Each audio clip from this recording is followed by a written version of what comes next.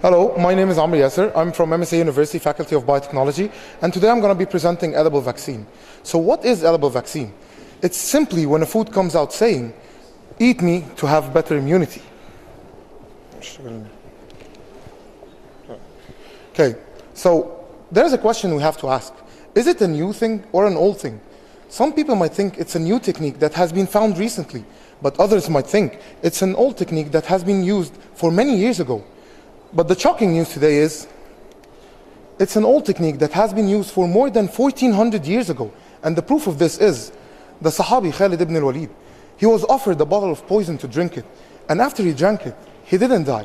That's because he used the simple technique of edible vaccine by adding small amounts of poison to his food and drink daily, so he can become immunized of all types of poison used and known to mankind at that time. So how can we make an edible vaccine? It's simply by cutting a part of a plant leaf and exposing it to a bacterial cell holding the antigen gene. And then we allow it to grow on the antibiotic medium. And if the transfer was successful, a callus will be formed. And after that, it forms a shoot and root system. And at the end, it gives us vaccine potatoes. So back to the future. How can we benefit from edible vaccine? Simply, a presentation recently was found that malaria vaccine was inserted in algae successfully. So let's think this out. How much would it cost in the transfer and the transportation and storage of edible vaccine or the normal vaccine? And how much would it cost in the algae? Isn't it much cheaper? But how can we benefit from the vaccine if it's inserted in algae? Algae is used in many products nowadays, like making cheese, butter, beverages, and even chocolates and ice cream.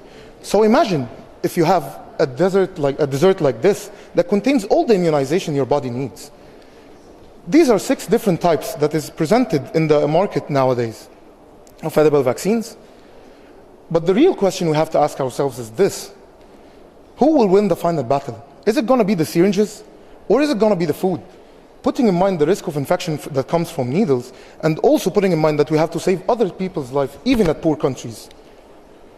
Arabs were the leaders of science in history, and they have set out rules and outlines that we have followed since